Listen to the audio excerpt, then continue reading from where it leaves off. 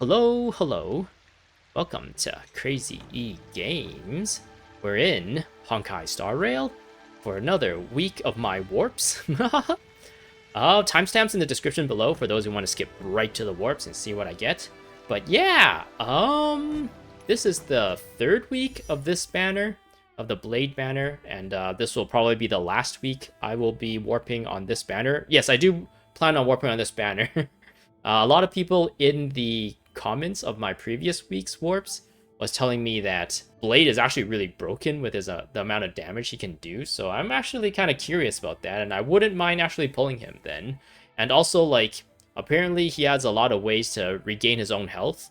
And if you have like a healer on your team on top of that, then a lot of the worries I have with using a character that like sacrifices health would be mitigated. And but then the flip side of it, of having like a insane amount of damage output, is like kind of more beneficial. It's like more advantageous to maybe pull for him. So yeah, this week I am going to probably use enough resources to do 30 warps on this banner. And I don't know where my 5-star pity is at. Let's check it out. I think if I do 30, I would be potentially hitting some sort of pity, or maybe getting in the soft pity range. My plan is to like just get it touching the soft pity range and tickling the nut sacks of luck to see if I'm destined to have them. Otherwise, I will be saving my guaranteed 5-star, I guess, since I believe I got Bailu in the previous banner, which means I've lost 50-50, so this should be a guaranteed banner character. Yes, Bailu, 9 times 5 is 45, 44 ago. So if I do 30, it'll get me to 74, which I think is in the range, or almost at the range, of when your chances of getting a 5-star starts to increase like exponentially. So we'll see if these 30 warps will get me Blade, and if it doesn't get me Blade, even though I'm starting to get into the soft pity range, then I'm just call it destiny that I will be getting whoever is on the next banner. Let's do this. Our first set of 10 warps on this week's banner. 3, 2, 1, go.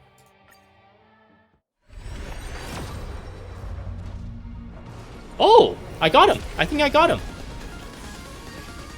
At this point, is there even a point in doing the rest of the 20 then, if I got him? Wow, he's the first person to appear. I got Blade, which a Destiny... I am destined to have him, I guess. He is like a cooler Xingqiu, or a more mature Xingqiu in my mind. I guess Xingqiu protects and heals, but he like sacrifices himself, so he's kind of like an opposite of Xingqiu at the same time. Mutual Demise, Mediation, Sagacity, Void, Arrows. I got the Birth of the South, which is a light cone. This is the 4-star pity, I believe.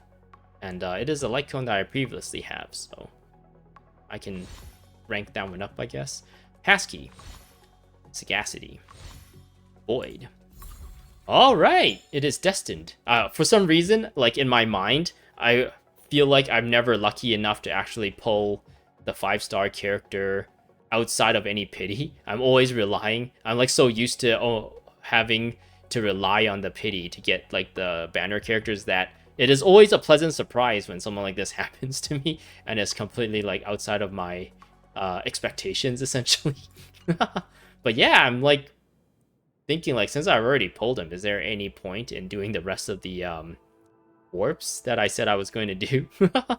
I guess I can start building towards the next, like building my pity towards the next banner, whatever that character is. And also I can still get a chance to get Arland, right?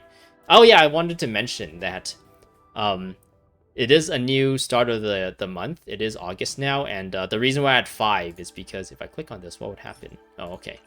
And I go in, is it exchange? Yeah, in exchange, you can go into, I believe, this. Yeah, this Ember's exchange menu. even though it says it's discounted, I don't think it's ever like at the original price. They just kind of do this to trick you into thinking, oh, I got to jump on this as soon as possible. But this renews every month, and as long as you're doing warps, you will be getting the currency to get these. So what I normally do is just let it accumulate and not like purchase any of these or trade for any of these other resources, and just use these so that I have like as much warps as I can to unlock all the characters that I can hope for. Or as much as I can hope for. But yeah, anyways, that was a bit of a ramble. My next 10, and my hopes are to get Arland out of this, if that's possible. This is my second set of 10 for this week. 3, 2, 1, go. Alright, let's see what we have.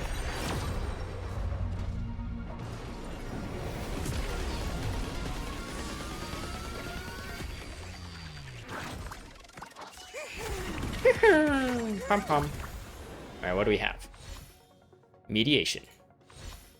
Cornucopia. Shattered Home. Defense. Amber. Meshing Cogs. I got Natasha, which I believe, yeah, I got Adolin, so this is good. Got more Adolins for Natasha. Natasha is one of the characters I'm actually using at the moment, so all good. Darting Arrow. Loop. Hidden Shadow. So yeah, my 4-star pity was Natasha, which isn't too bad, I guess. I still have one more set of 10 that I said I was going to do, so I'm going to honor that. My last set of 10 warps on this banner for this week. Actually, on this banner, since I won't be warping on this banner, since we'll be gone by next week. My last set of warps on this banner. And I'm still hoping to potentially get Arland, maybe. If that happens, then this week will happen a really, really good week for my warps. 3, 2, 1, go. Alright, let's see what we have.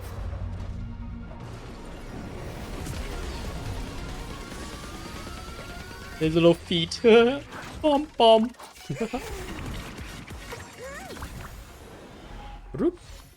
Adversarial. Passkey. Darting Arrow. Meshing Cogs. Multiplication. Multiplication. I got Arland! Very... this week has been really good. I wish my Genshin Impact wishes are as good as my Honkai Star Rail Wars, but maybe it's because this is still kind of like early into the game, so a lot of stuff is like new, whereas in Genshin Impact at this point, I have really only a handful of 4-star characters. I haven't maxed out their constellations, and like even less 4-star characters I don't have, and hoping for 5 stars. It's kind of hopeless as a free-to-play. You just kind of have to be lucky and pull them, and maybe use your resources wisely in order to plan for things. But at this point, Genshin Impact, my pulls is never gonna be able to compare to my Honkai Star Rare pulls. But yeah, I got Arland. This is awesome, and not a moment to spare too, since I wasn't gonna do any more warps. Fine Fruit. Darting Arrow. Darting Arrow. All right. So yeah, let's kind of check out what we have. Okay, let's take a look at Natasha's Adolin. We have Preventative Treatment. Ultimate level +2, up to a maximum level of 15.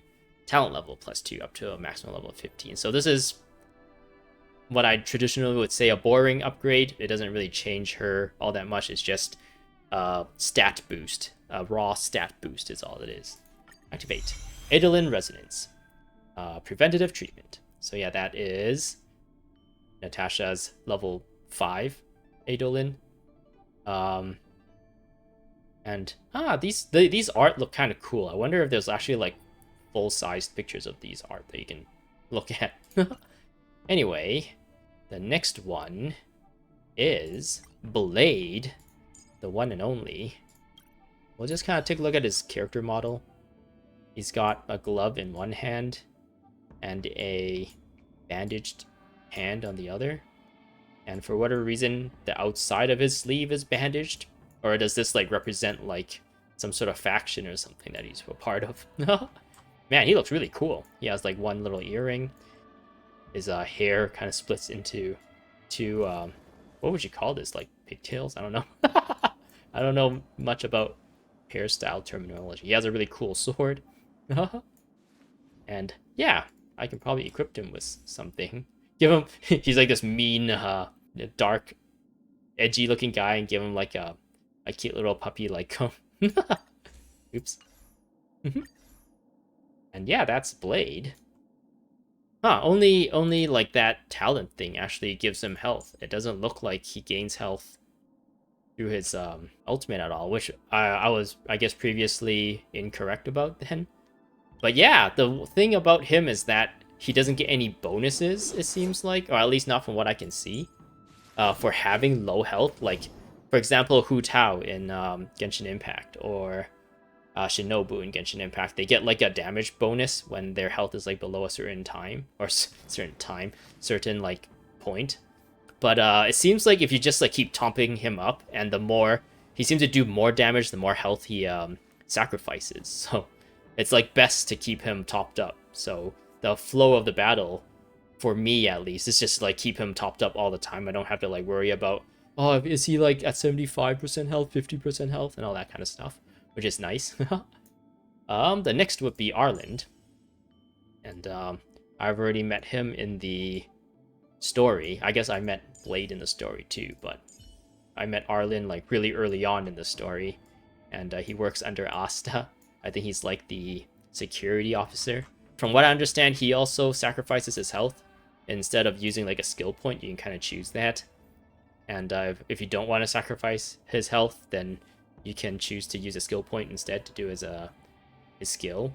And yeah, I don't think his basic attacks sacrifice his health, so he's still alright in that sense. And yeah, he doesn't really sacrifice that much HP to do. Oh, no, if you...